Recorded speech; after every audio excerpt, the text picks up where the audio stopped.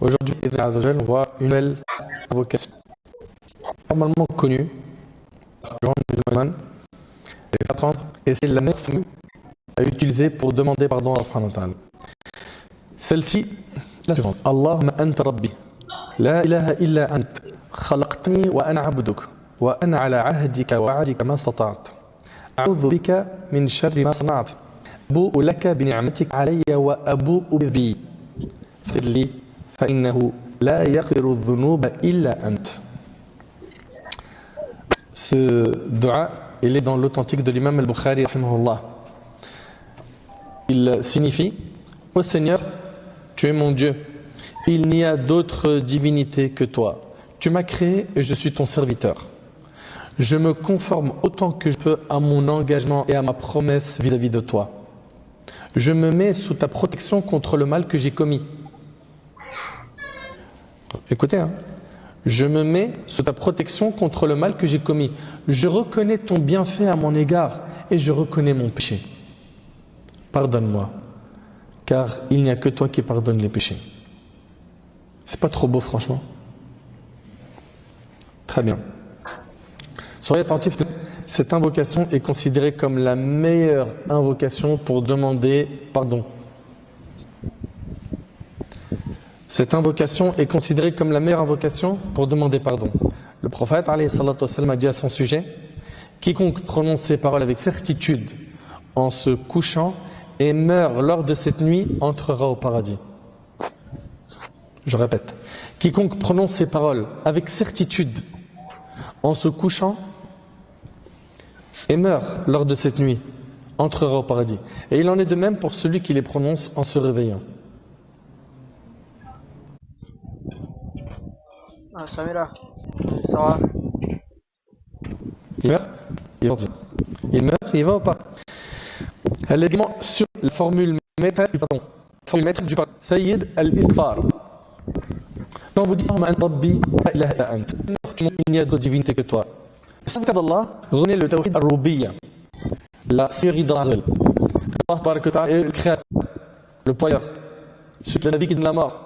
Tawhid al-Rubiyya. Le croyant qui reste cette invocation affirme également qu'il croit au tawhid al-Rubiyya. C'est le fait de quoi? Vouer un culte exclusif à Allah. Toutes les adorations qu'on fait, on les fait pour qui? Pour Allah tabaraka ta'ala. Je prie pour Allah. C'est pour Allah. Je fais pas, c'est pour Allah. Le signe d'Allah est associé. Comme vous dites,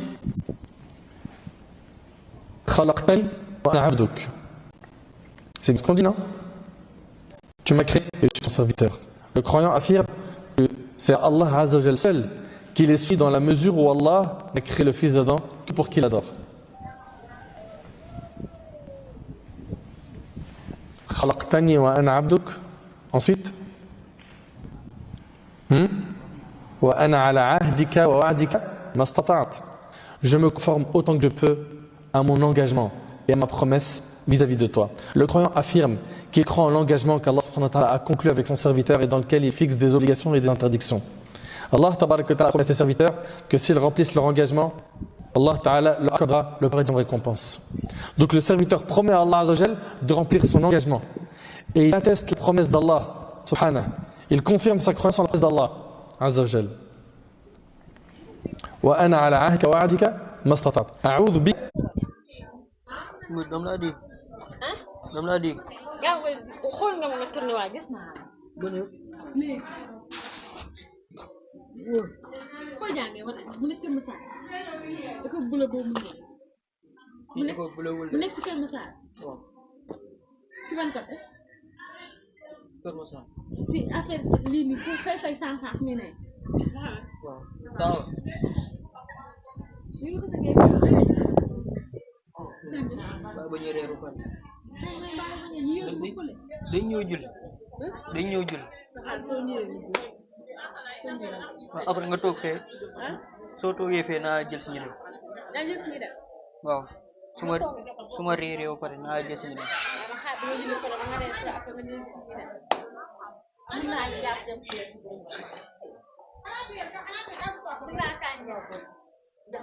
waaw après naa jël si de après.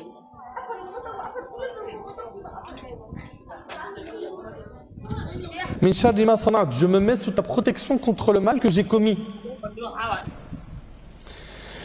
Le serviteur reconnaît ses erreurs et péchés. Et c'est la première étape pour réparer sa faute.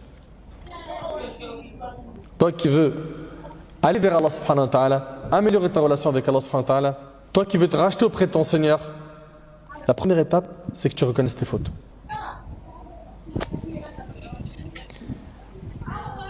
Je me mets sous ta protection contre le mal que j'ai commis. Et il y a aussi un point qui est très important. C'est que le Coran, il attribue à Allah tout bien et tout mal à sa personne. Et tout mal à sa personne. On n'attribue pas le mal à Allah tabaraka wa ta'ala. Vous entendez? Ibrahim, alayhi salatu wassalam, qu'est-ce qu'il a dit? Il a dit الذي خلقني فهو يهدين الذي هو يطعم ويسقين وإذا مرضت فهو يشفين. Subhanallah. Le prophète Ibrahim alayhi salatu wassalam, c'est Allah qui m'a créé, c'est lui qui me guide, n'est-ce pas? الذي هو يطعمني ويسقين, c'est lui qui me nourrit et qui me donne à boire. Donc vous avez remarqué que les bienfaits, il les attribue à Allah. Il m'a créé, guidé, il me donne à manger, il me donne à boire. Ensuite, il dit quoi? Il dit وَإِذَا مَرِضْتُ, et quand je tombe malade, c'est lui qui me guérit. Est-ce qu'il a dit et quand il me fait tomber malade? Donc ça, c'est le comportement à avoir avec Allah. Tu attribues le bien à Allah.